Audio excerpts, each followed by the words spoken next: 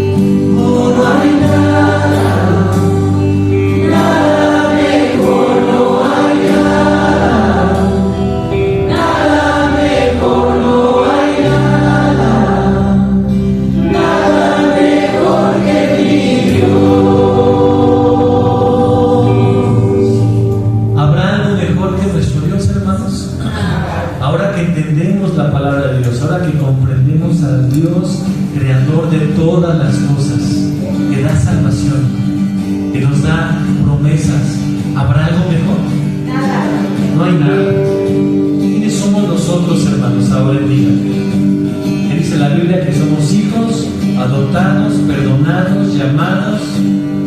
¡Qué bendición, hermanos!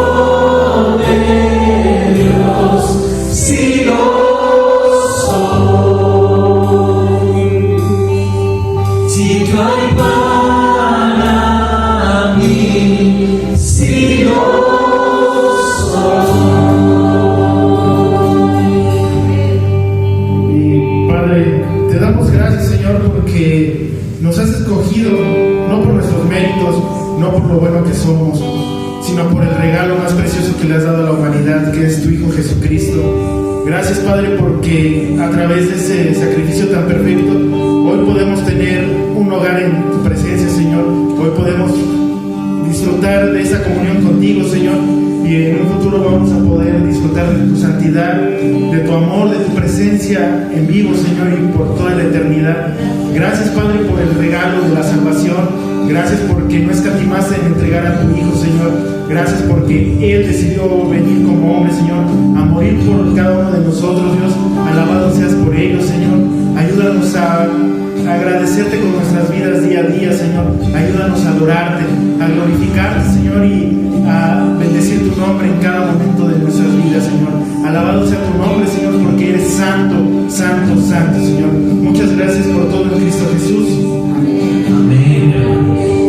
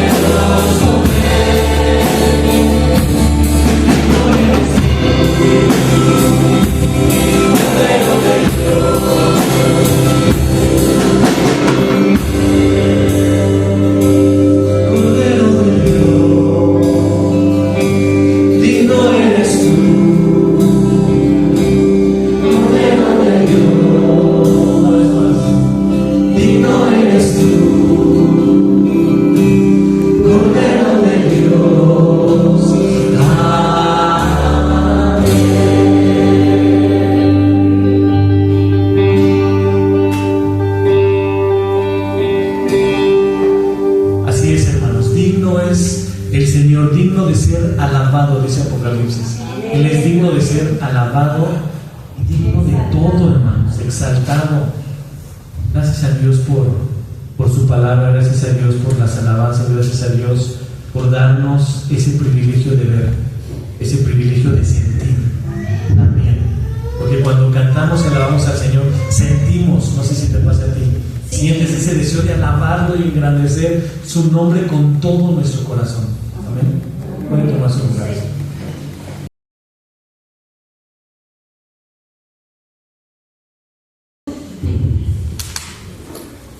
Buenos días, mis hermanos, ¿cómo están?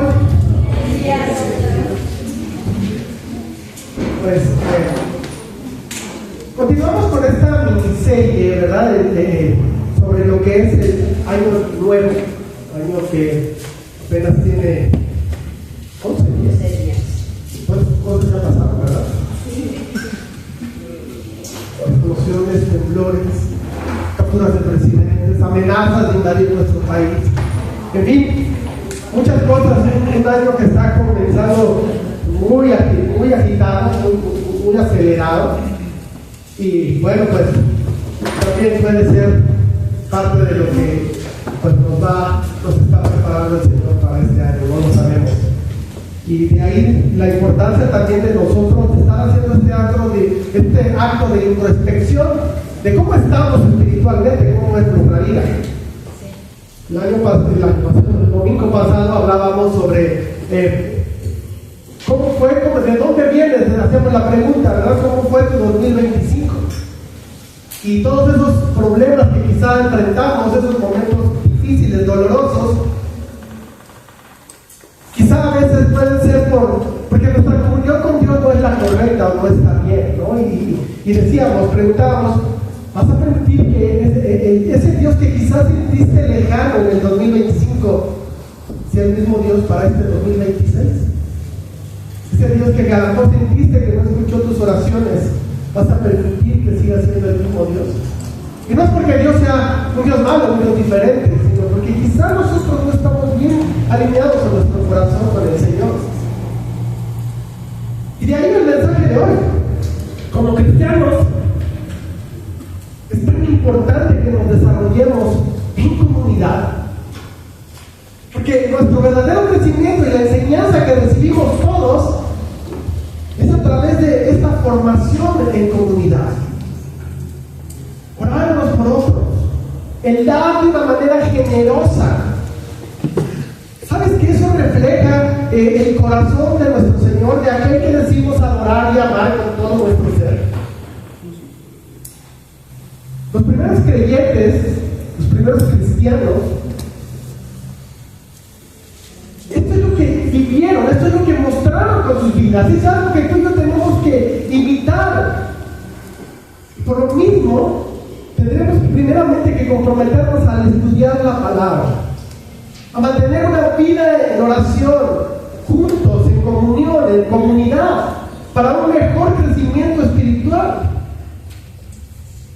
Si tú y yo podemos lograr eso en este año, esto va a abrir el camino para que tú y yo podamos demostrar un amor mucho más profundo en unidad y así poder reflejar de una mejor forma la obra de Cristo que está y que mora en nosotros. Así que por este motivo tú y yo tenemos que reflexionar sobre la importancia de vivir en comunidad y no de manera aislada. Tenemos que aprender a apoyarnos mutuamente y de ser generosos con todo lo que tenemos y con todo lo que somos, porque esto es una expresión de nuestra fe en Cristo. Esto es un ejemplo que tú y yo recibimos de los primeros cristianos. Esto va a dar como objetivo que los tiempos de división y de crisis, este tipo de principios nos van a poder ayudar y nos van a poder guiar hacia la unidad y hacia el fortalecimiento espiritual en nuestra vida. Experimentar la generosidad en nuestra vida, eso nos va a poder también llevar a poder tener un mejor impacto, el poder compartir nuestros bienes, el poder vivir en unidad, el hacerlo como este acto comunitario, algo que nos va a ayudar y nos va a fortalecer a destruir ese egoísmo que todavía está en nosotros. y al mismo tiempo estar promoviendo el bienestar común. Por lo mismo, como iglesia, algo que nos hemos quedado totalmente cortos es que no hemos podido colaborar más con nuestra comunidad, con nuestro entorno, ofreciendo de nuestro tiempo, ofreciendo de nuestros recursos para el beneficio no solo de la iglesia, sino de todo lo que nos rodea. Esto es lo que refleja la generosidad. Esto es lo que refleja el amor que tenemos por Cristo en el creyente. Y todo esto nos lleva a un crecimiento espiritual, pero también nos va a ayudar a tener un crecimiento numérico.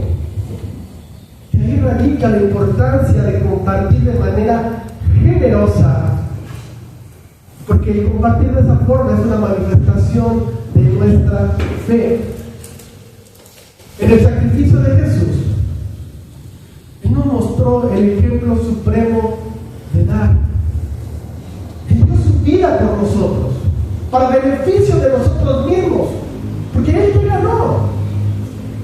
Morir crucificado, esa fue su ganancia, pero tú y yo ganamos vida eterna, no por lo que nosotros hayamos hecho, sino por lo que Él hizo. Él dio su vida para nuestro beneficio.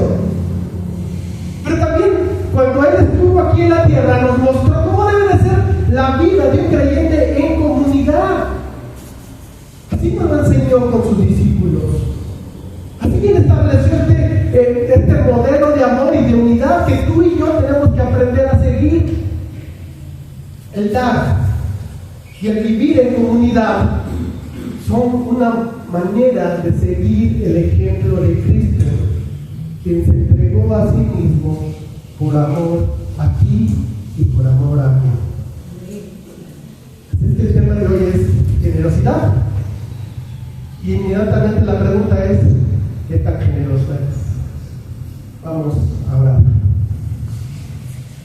Amado Padre, te damos gracias, Dios, por este día que nos permites estar aquí reunidos, Señor, porque tú has sido un buen proveedor durante toda la semana, Dios, y tenemos la bendición de poder estar aquí para escudriñar tu palabra. Gracias, Dios, porque nos da la oportunidad de poder reflexionar en ella y de poder llevar una guía como iglesia y como individuos.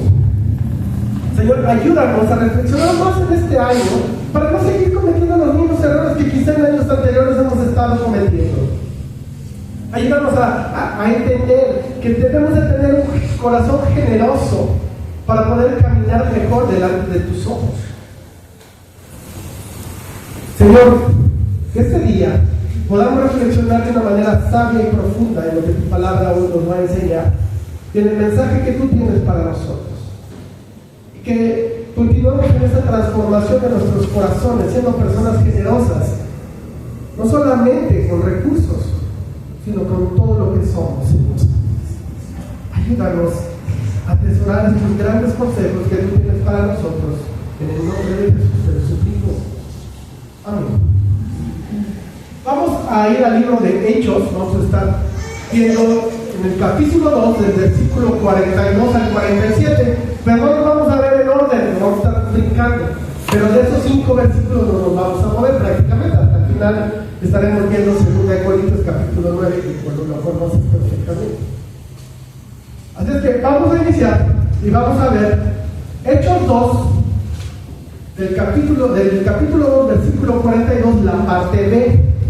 Y también vamos a leer el versículo 46.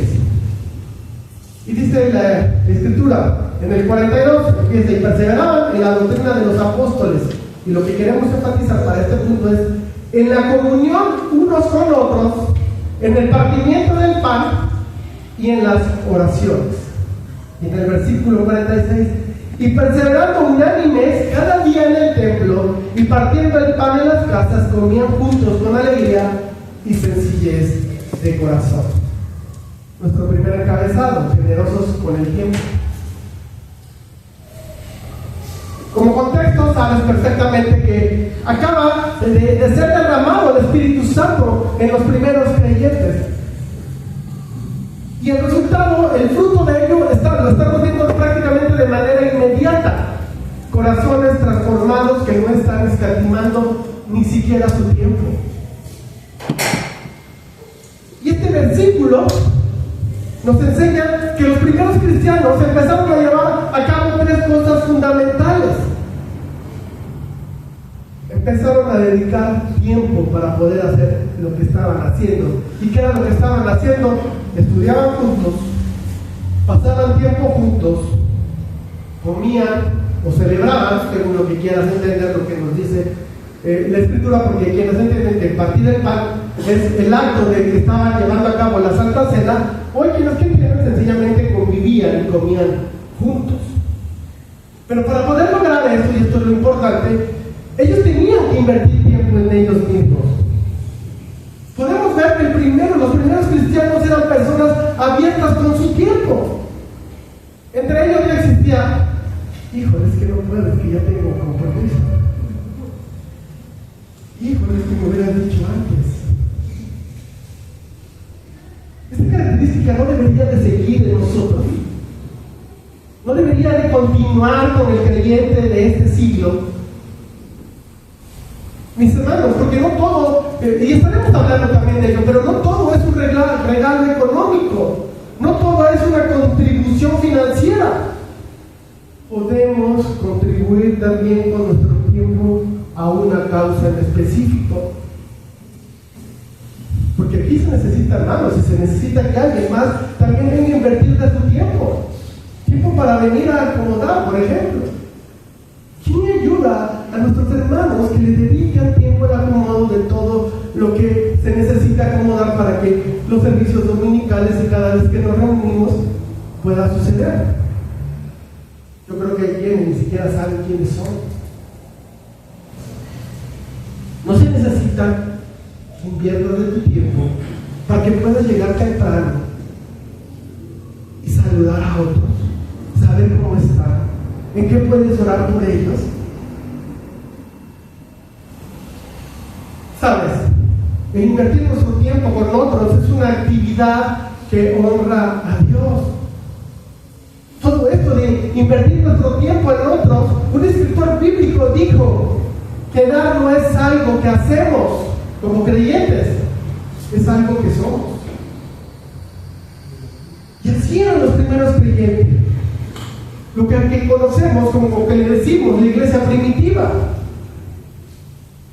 Eran personas que se comprometían a invertir su tiempo con otros, dispuestos a compartir la agenda con los demás. Yo estoy seguro que si algo influyó también, evidentemente Dios, pero si algo influyó también a muchos, y por eso empezaron a llegar tantos al Evangelio, fue esta forma de vida.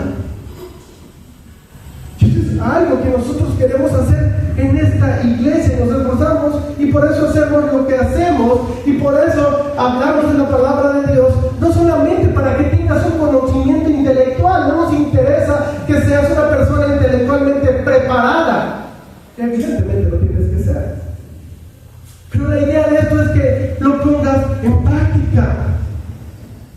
Cada vez que nosotros nos reunimos y queremos llevarte al Evangelio, no es para que conozcas más, sino para que lo vivas mejor. No solamente queremos darte información. Y por eso la pregunta es obvia: ¿qué tan generoso eres con tu tiempo para invertir en el reino de Dios? Quizás tu respuesta es: ¿pero cuál tiempo de días hablas? Yo no tengo tiempo de nada. ¿De dónde voy a dar tiempo si todo el tiempo estoy ocupado? Y mira, mi hermano, yo lo entiendo perfectamente, porque de alguna forma todos estamos de alguna forma presionados por nuestro tiempo. Pero entonces, ¿por qué Dios te pide de tu tiempo para que inviertas en su reino? Un escritor, evidentemente cristiano, escribió y dijo: si quieres obtener algo, pídeselo a una persona que está ocupada. Si Dios te está pidiendo de tu tiempo, es porque sabe que estás ocupado. Porque las personas que están ocupadas, generalmente, no siempre, pero generalmente, la mayoría de ocasiones, son personas que logran gestionar mejor su tiempo. Y sabes, esto es una característica del Señor Jesucristo.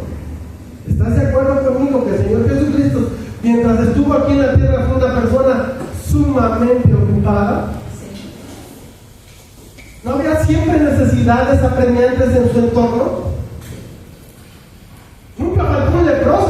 quería ser sanado. Nunca faltó un ciego que quería recuperar la vista y le pedía que le hiciera el milagro. Nunca faltó un sordo que le rogara, que le ayudara a recuperar el escuchar. Nunca faltaron disputas y el Señor invirtió de su tiempo con los religiosos de ese tiempo, tratando de dejarles cada día más claro ciertos problemas teológicos que ellos tenían. Donde quiera que el Señor iba, querían que Jesús les dedicara tiempo. Pero tú y yo leemos los evangelios, vamos a descubrir que el Señor era generoso con su tiempo. ¿Cómo podría hacerlo? ¿Cómo pudo él al final de su ministerio orar y decirle al Padre: Padre, he hecho todo lo que querías que hiciera? ¿Cómo lo logró? Marcos 1:35. ¿Qué dice? Levantándose muy de mañana, siendo aún muy oscuro, todavía no te sientas culpable, falta más. Salió y se fue a un lugar desierto y allí oraba. Y le buscó Simón y los que con él estaban, y hallándole le dijeron: todos te buscan. Él les dijo: vamos a lugares vecinos para que predique también ahí, porque para esto he venido. Y predicaba en las sinagogas de ellos en toda Galilea y echaba fuera los demonios. En estos versículos, más allá de que él madrugaba, hay otras pequeñas pistas que nos enseñan cómo Jesús dominó su tiempo, cómo Jesús fue generoso con su tiempo. Y sabes, la primera pista que tú y yo tenemos que aprender a tener es que Jesús fue generoso con su tiempo, porque era generoso con su tiempo con el Padre. Olvídate de que madrugaba. Porque tú y yo podemos ser generosos con nuestro Padre Celestial en la tarde o en la noche, no importa cuándo. El punto es que Jesús era generoso con su tiempo con el Padre. Él era generoso con otros con su tiempo, porque primero era generoso en tiempo con su Padre Celestial. Porque cuando tú y yo pasamos tiempo con Dios a través de la lectura, a través de la oración, no es ahí donde tú y yo recibimos orientación, no es ahí donde tú y yo aprendemos a tomar decisiones para nuestro día a día, no es ahí donde tú y yo a veces recuperamos el aliento. Tenemos que aprender que nuestra generosidad comienza cuando tú y yo podemos y somos generosos en nuestro tiempo con Dios. Porque yo te pregunto, si no podemos ser generosos con nuestro tiempo con Dios, ¿con quién podremos ser generosos?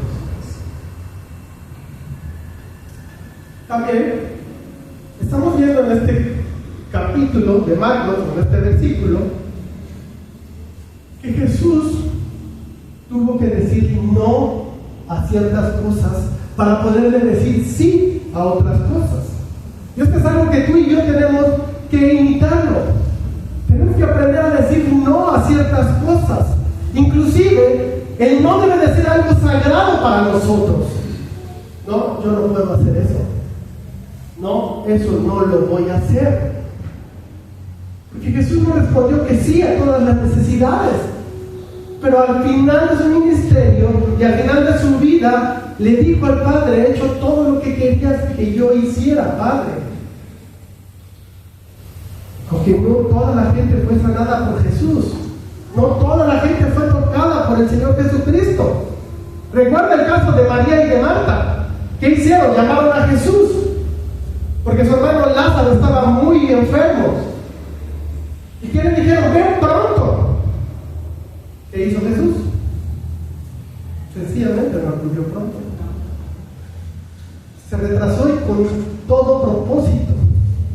Y cuando llegó ahí, ¿cuál fue la reacción de Marta y de María? No reprendieron al Señor. Si hubieras estado aquí, mi hermano no habría muerto. ¿Qué hizo Jesús?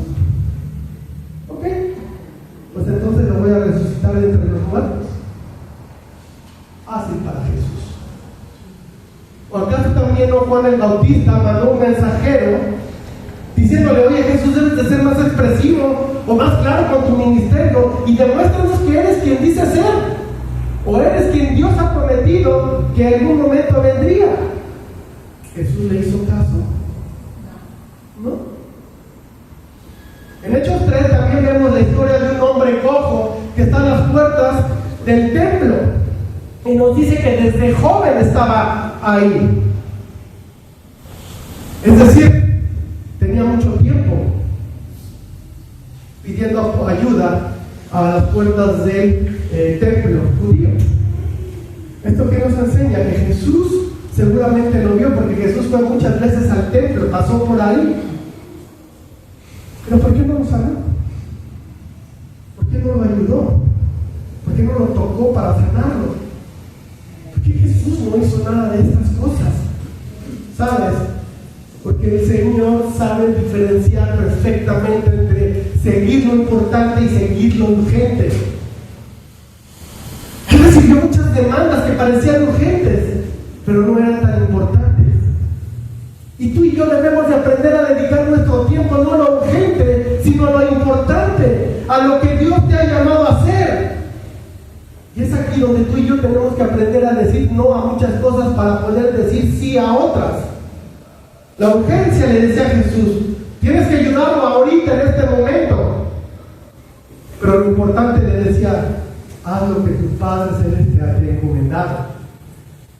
Vemos como aquí en Marcos capítulo 1 llegan los discípulos y le dicen: todos te están buscando, Señor, por todas partes. Él no le respondió: tráeme a todos aquí, ahorita voy a hacer una curación multitudinaria, voy a hablar un milagro masivo, voy a arreglar los problemas de todos. Él no dijo eso. Al contrario, dijo: vámonos de aquí, aquí a otros lados. Porque Jesús conoce claramente la diferencia entre lo urgente y lo importante. Por lo tanto, mi hermano, mi hermana, ¿qué está ocupando tu tiempo que te impide hacer lo que es importante? Quizá una actividad que lo único que está haciendo es quitarnos el tiempo. Jóvenes, a veces mucho tiempo en el teléfono, ¿no? En redes sociales, viendo videos o memes. ¿Sabes cuál es el problema de eso, joven? Y que por eso muchas veces te sientes solo y no te sientes integrado.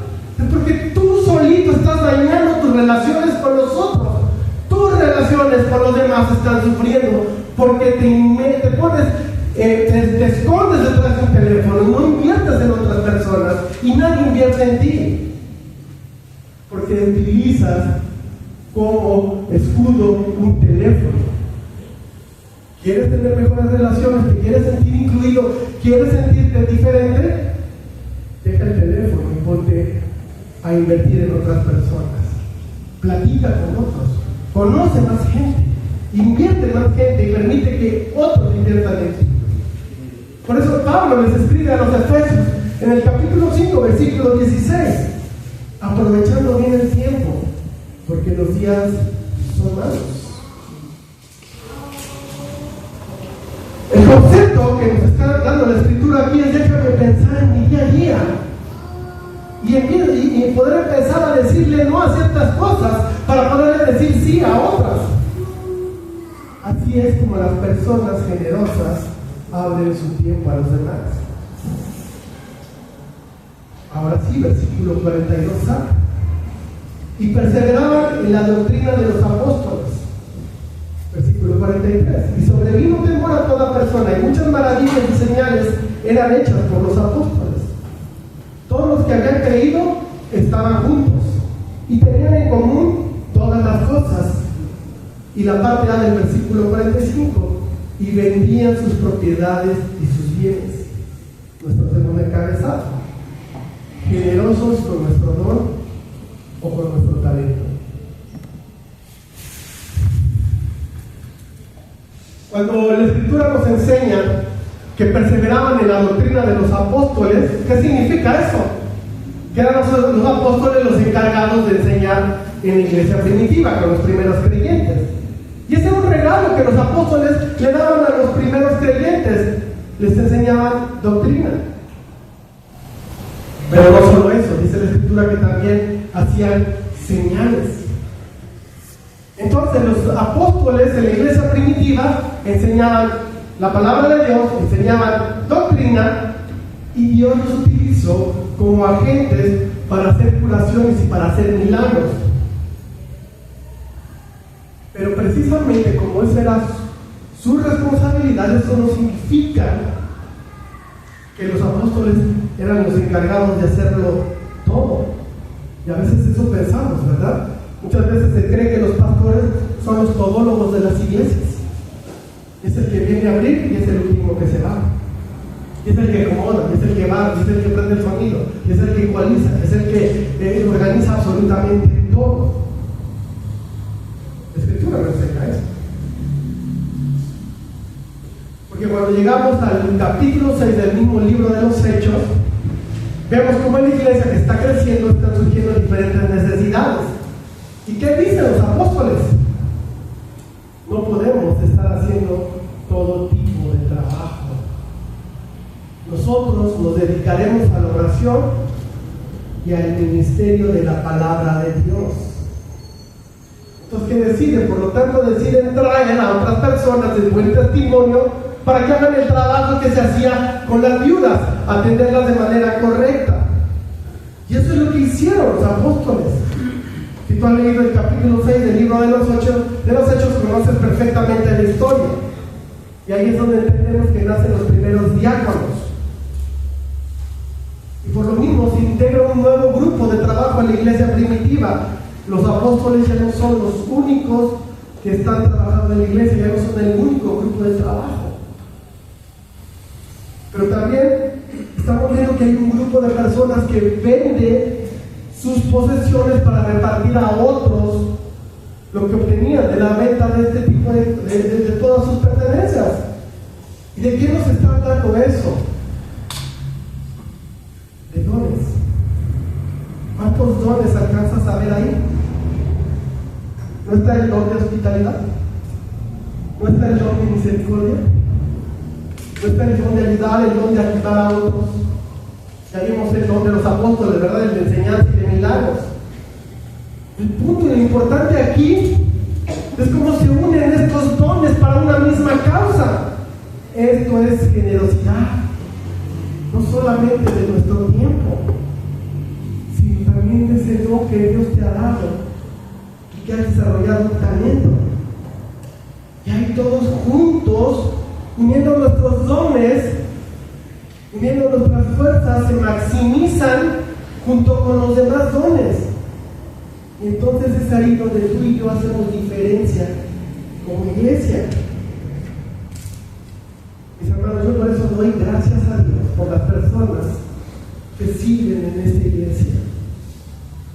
Porque ellos han entendido que es importante ser generoso con su tiempo y con sus dones. Y sus dones van siendo maximizados. ¿Y sabes por qué yo estoy agradecido? Porque para mí son un gran ejemplo de generosidad. Así es que tenemos apóstoles enseñando doctrina, haciendo milagros, personas que venden sus posesiones para ayudar a otros. Y cuando hacen uso de sus dones, ¿cuál es el resultado? El Señor añadía cada día a la iglesia a los que habían de ser salvos. Así es que hay una mentalidad donde se trae esto, donde se toma la decisión de traer nuevas personas, sí, para su salvación, pero también para que ellos mismos descubran cuáles son sus dones y emplearlos en ayuda de otros. Ese es el concepto que Pablo nos narra en 1 Corintios, del cuerpo de Cristo. 1 Corintios, capítulo 12, vamos allá, versículo 14 en adelante.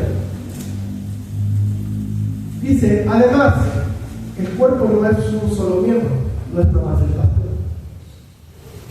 sino muchos. Si dijera el pie, ¿por qué no soy mano? No soy del cuerpo, por eso no será del cuerpo. Y si dijera la oreja, ¿por qué no soy ojo? No soy del cuerpo, Por eso no se da el cuerpo. Si todo el cuerpo fuese ojo, ¿dónde estaría el oído? Si todo fuese oído, ¿dónde estaría el olfato? ¿Te imaginas que fueras un ojote de 1,70 m? Bueno, unos de 1,50 m, ¿no? Pero hay diferentes medidas, un gran ojo. ¿Cómo caminarías? O que fueras un gran pie. ¿Cómo comerías? Qué bueno que no tengas nariz porque todo te diría a patas de alguien por ahí o a pies. El punto que nos está dando Pablo aquí, la iglesia es como un cuerpo y cada parte del cuerpo es sumamente necesaria. En la iglesia, en el cuerpo de Cristo, no hay órganos que sobren o que no sirvan para nada. Cada persona, cada parte de este cuerpo, cada don que Dios ha puesto en esta iglesia es sumamente necesario. Una de las razones del por qué hay iglesias que no están funcionando bien o que funcionan mal, ese problema es porque ciertos dones se ponen en pedestales. Y entonces se empieza a enseñar que hay dones más importantes unos que otros. Hay dones considerados importantes. ¿Y qué es lo que sucede? Todos quieren ese don. Y como no lo tienen, entonces pues empiezan las envidias. No, pues yo no soy oreja y yo no funciono. Yo no enseño. Pues yo no quiero servir si no enseño. Yo quiero ese don que es más importante, el que brilla, el que sale, el que se ve, el que todos reconocen, el que todos admiran, el que todos quieren. Y es lo que Pablo aquí está señalando. Hay iglesias que siendo mano quieren ser pies, y siendo pies quieren ser ojos. Pero no, mis hermanos, todos los dones son importantes porque es como los complementamos. Hay dones más importantes, hay dones diferentes solamente. La parte B del versículo 45, ¿verdad? Tenían sus propiedades y sus bienes, esa es la parte A, y la parte B es, y lo repartían a todos según la necesidad de cada uno. Y perseverando unánimes cada día en el templo y partiendo el pan en las casas, comían juntos con alegría y sencillez de corazón, alabando a Dios y teniendo favor con todo el pueblo. Y el Señor añadía cada día a la iglesia a los que habían de ser salvos. Nuestro último encabezado, generosos con el dinero. Déjame hacerte una pregunta. Estamos leyendo que los primeros creyentes empezaron a vender todo para repartirlo con los demás. ¿Quién les dijo que vendieran sus bienes y los repartieran? No hay rastro de nada, al menos en la Escritura. Ni siquiera hay rastro de que Pedro, que fue quien empezó a tomar la batuta dentro de la iglesia primitiva, les dijera: tienen que vender lo que tienen y repartirlo. Tristemente este tipo de versículos se han utilizado mal, ¿verdad? Y hay quienes se atreven a afirmar que la iglesia era, al menos la iglesia primitiva era comunismo puro, y más que hoy está de moda en nuestros tiempos. Y pareciera así, gente vendiendo lo que tienen para distribuir sus pertenencias con los demás. Pero esto no es comunismo. Porque el comunismo sí es la distribución de las cosas, pero es una distribución forzada y regulada por un gobierno. Aquí no está pasando eso. Aquí todo es voluntario. Muy interesante este tipo de temas. Y sabes, algo que he descubierto, digamos, de los últimos 7 años para acá, es que la Biblia habla mucho más de dinero de lo que tú y yo entendemos. A veces queremos pensar que la Biblia no toca este tema, quizá porque es un tema incómodo para nosotros, pero la Biblia habla muchísimo de dinero. Hace más o menos 7 años yo leí un libro que habla sobre el dinero, las finanzas y la escritura. Y me empecé a dar cuenta que era un tema sumamente amplio dentro de la Biblia. Números que presenta este libro. Ejemplo, ¿sabías que el tema del dinero Jesús habló demasiado? De las 29 parábolas que se registran en el Nuevo Testamento, 16 tratan de la relación de una persona con el dinero, más de la mitad. En Mateo, Marcos y Lucas, uno de cada 6 versículos trata del tema del dinero. Además, uno de cada 7 versículos del Nuevo Testamento también trata de este tema. Para que veamos la dimensión de este tema dentro de la Escritura, estoy hablando de números redondos. Más o menos, no, 1518, no son 480, pero más o menos 500 versículos nos hablan sobre la oración. 500 versículos nos hablan sobre la fe. Y más de 2000 versículos nos hablan sobre el tema de finanzas. ¿Tú crees que es un tema importante para el Señor el dinero? Sí lo es. ¿Y sabes por qué lo es? Porque obviamente es la pregunta que nos debe de brincar: ¿por qué el Señor le da tanta importancia al tema del dinero? No porque lo necesite, evidentemente. Es porque la relación de nosotros con el dinero es un indicador de nuestra espiritualidad. No es el indicador máximo, no es el único indicador, pero sí es un indicador. Por eso Jesús dijo: donde está el tesoro del hombre, allí también está su corazón. Uno de los reformadores que seguramente tú conoces, de nombre Martín Lutero, dijo que una persona necesita experimentar 3 tipos de conversiones: la conversión de su mente, la conversión de su corazón y la conversión de su bolsillo. Y dijo: esta última de las 3 es la más difícil. Charles Spurgeon, uno de los grandes predicadores, dijo que lo último que se santifica en el ser humano es su bolsillo. Con esto en mente, vayamos a 2 Corintios capítulo 9, versículos 5 al 9, donde Pablo está tratando este tema importante. Si tú estuviste con nosotros hace más o menos un par de años, predicamos 1 y 2 de Corintios.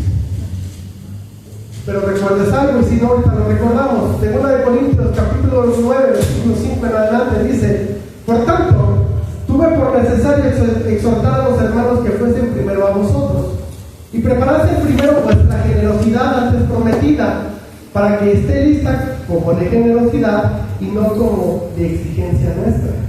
Por esto digo: el que siembra escasamente también segará escasamente, y el que siembra generosamente también segará. Cada uno dé como propuso en su corazón, no con tristeza ni por necesidad, porque Dios ama al dador alegre. Y poderoso es Dios para hacer que abunde en vosotros toda gracia, a fin de que, teniendo siempre todas las cosas, todo lo suficiente, abundéis para toda buena obra, como está escrito: repartió, dio a los pobres, su justicia permanece para siempre. Para que lo recuerdes, o para si tú no estuviste hace un par de años con nosotros, aquí Pablo, en 1 y 2 de los Corintios, tiene muchos capítulos hablando sobre donaciones financieras. ¿Recuerdas que la iglesia en Jerusalén está pasando por hambre? Hay una gran hambruna en Jerusalén. Y el problema es que Jerusalén es una iglesia que es naciente, evidentemente, pero de extracción judía. Y todo el entorno judío está maltratando a la iglesia. Y de por sí ya hay hambre, bueno, pues no nos están ayudando. Y es ahí donde la iglesia gentil va a entrar en acción. Son los que van a ayudar a los de extracción judía. Y Pablo está organizando para recoger esta gran ofrenda monetaria, para que los creyentes de extracción no judía o de extracción gentil ayuden a los creyentes de extracción judía. Y aquí Pablo nos habla de qué corazón debemos de tener tú y yo, o tenemos que desarrollar para poder dar. Y algo que tenemos que desarrollar tú y yo es que tenemos que aprender a dar de una manera intencional. Es decir, con un propósito. Dar como cada uno propuso en su corazón. ¿Esto qué nos indica? Que debemos de dar antes de haber pensado en ello. Mi hermano, mi hermana, nunca demos por impulso. Nunca des a regañadiente. Debe de existir un propósito. Así es que tu ofrenda no debes de decidirla aquí, la debes de decidir desde tu casa. Según el versículo 5, piénsalo, prepáralo, propone en tu corazón, no por impulso, sino con un propósito. Aquí hace algunos años, Fernanda Valdez nos ayudó a hacer todo un diseño. ¿Por qué no hacemos una especie de reto a la propia iglesia para que compráramos este lugar? Y se hicieron planos, y se presentaron, y se lanzó el reto. ¿Quieres ser partícipe de algo importante? ¿Quieres dejar un legado? Pues dejemos una iglesia establecida donde futuras generaciones puedan seguir haciendo el trabajo que Dios nos ha encomendado como iglesia. Inviértete. En 4 años, más o menos 5 años que hicimos, se han juntado 500 pesos. Y pudimos haberlo hecho de otra forma, ¿verdad? Porque pudimos haber dicho, bueno, nos van a pedir 8 millones, vamos a hacer un reto de 8 años, juntamos 1 millón de pesos cada año, y bueno, pues vamos haciendo cuentas y sabes que cada miembro de la iglesia, que somos ahorita más o menos 60, pues tiene que dar 800 pesos semanales durante los próximos 8 años para poder comprar este lugar. Y andar detrás de cada uno, ¿verdad? Pues 800 pesos. Pero no lo hicimos así. Porque al igual que Pablo, queremos que haya la motivación correcta. Es lo que está haciendo Pablo aquí. Quiere que los corintios tengan la motivación correcta.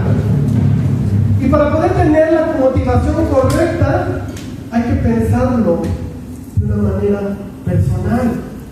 Porque esto es personal. Y por eso nunca, al menos yo, nunca me voy a meter en este tema. Es tema tuyo con Dios y de nadie más. Nunca, y tengo testigos, me vas a estar preguntando, oye, ¿quién no ofrenda? ¿Quién es el que más ofrenda? ¿Cuál fue el sobre más bueno? ¿Quién dio más? Nunca te vamos a reclamar por qué no eres más generoso. Porque eso no es asunto entre tú y yo. Esto es un asunto entre tú y Él. Es un asunto de tu corazón con el Señor. Por eso debemos de aprender a dar de manera intencional.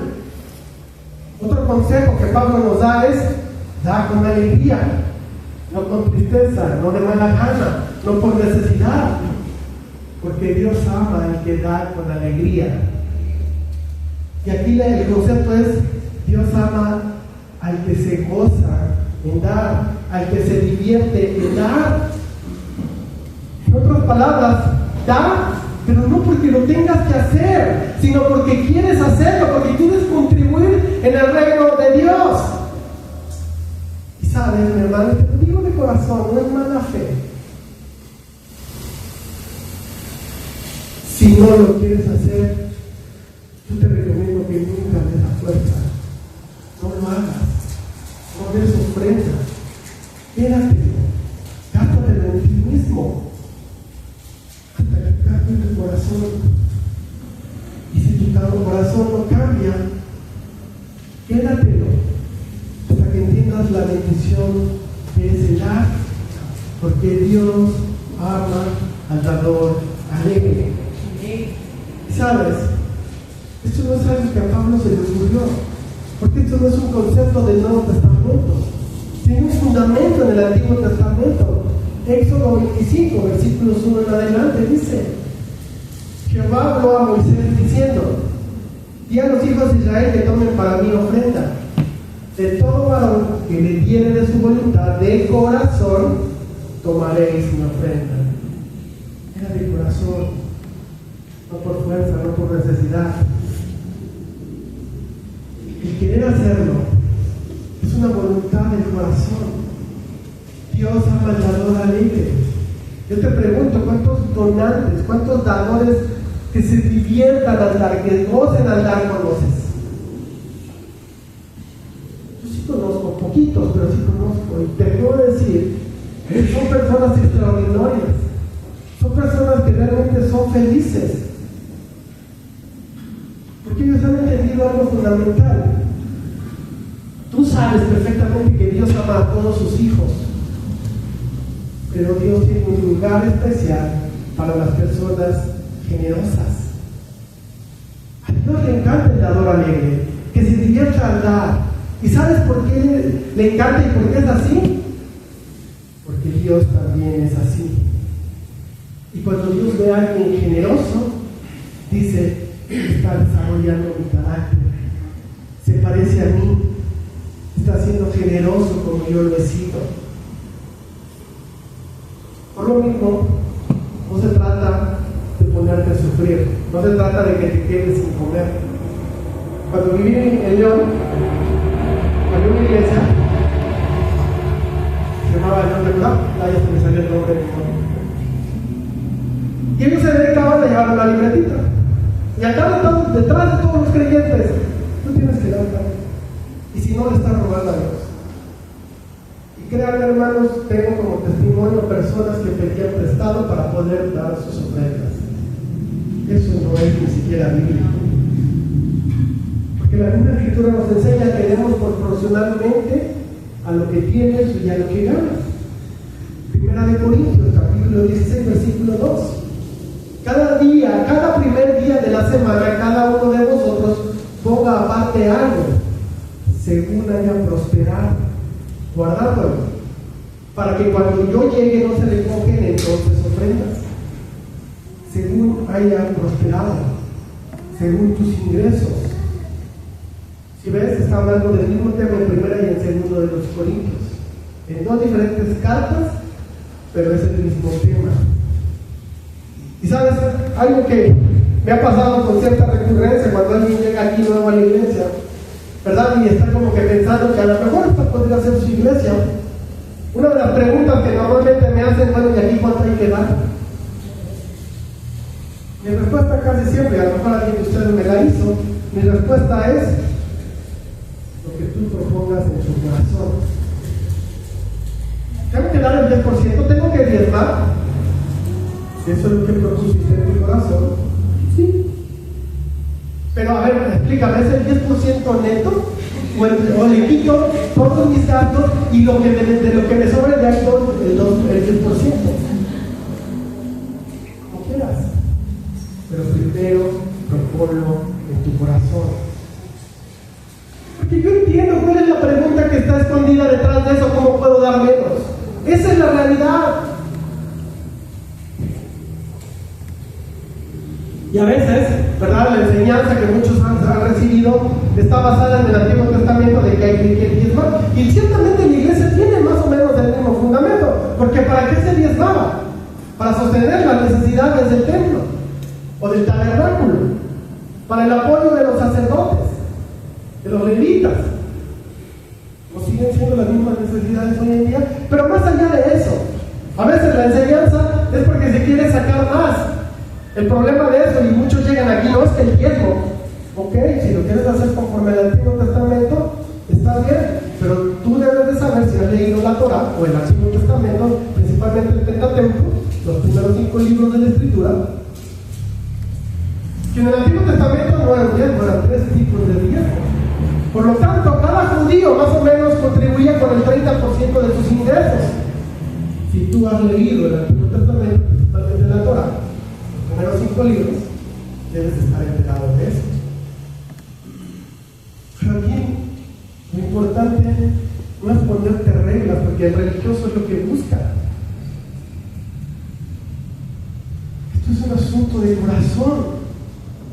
Una persona da una cantidad, otra persona da otra cantidad, y eso es entre cada uno de nosotros y Dios. Pero lo que sí debemos entender y empezamos a desarrollar y debemos desarrollar, y quizá deberían de ser uno de tus propósitos para este año, es que debemos de ser generosos como el resultado de una vida que está siendo transformada con nuestro tiempo, con nuestros dones, con nuestros talentos y con nuestros tesoros, con nuestros bienes, por una sencilla razón. Nada de lo que tenemos es nuestro. Todo es tuyo.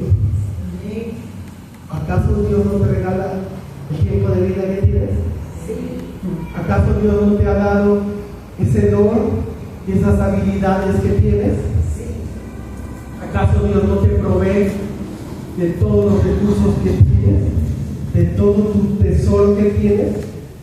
¿No son cosas que Dios ha puesto en tus manos para que simplemente las administres? Él es el dador de vida. Él es el dador de todo lo que tenemos. Nosotros solo somos simples administradores. Así que, hermanos, sigamos el ejemplo de Cristo que se dio con gozo por nosotros. Porque nuestro dar glorifica a Dios. Pero al mismo tiempo suple las necesidades no solo de la iglesia, de la comunidad, que es algo que como iglesia nos hemos quedado muy cortos. Mi hermano, mi hermana, yo te invito a que seas generoso con tu tiempo, con tus dones, con tu trabajo y con tus recursos. No para beneficiarnos a nosotros, sino para beneficiarnos todos y poder apoyar a la comunidad que tanto lo necesita. Así es que mediten en ello, ora a Dios y aprendamos a ser generosos con lo que Dios nos da, porque de ello vamos a entregar cada uno de nosotros cuenta. Vamos a orar. Amado Padre, te damos gracias, Señor, porque tu palabra nos confronta. Y a veces estos temas de ser generosos son temas incómodos, Señor, porque no queremos serlo. Porque a pesar de que tú nos has dado ejemplo tanto de ti como de tu Hijo, generosidad al máximo, Dios, nosotros no lo queremos ver y no queremos ser generosos, más bien tendemos a ser más mezquinos con nuestro tiempo, lo queremos únicamente y exclusivamente para nosotros. Con ese don que tú nos has dado, con esas habilidades que desarrollamos, gracias a ese don, lo queremos invertir todo para nosotros. Y ya no hablemos de los recursos que pones en nuestra mano. Todo lo queremos únicamente para nosotros. Y no somos capaces de dar en nada para poder desarrollar y seguir trabajando en el reino. Señor, perdónanos. Perdónanos si aquí habemos corazones que no han sido generosos, que no han aprendido de ti y de Cristo. Y ayúdanos, Dios, a seguirnos transformando y a meditar más en este tema, para poder ser personas que se caracterizan como dadores alegres y que se gozan al dar, que lo disfrutan y que por eso se dan todo, no solamente dinero, sino todo lo que somos y todo lo que tenemos, Señor. Ayúdanos a que esa sea una característica de esta iglesia. Oh mi Señor, yo te lo ruego en el nombre de Jesús.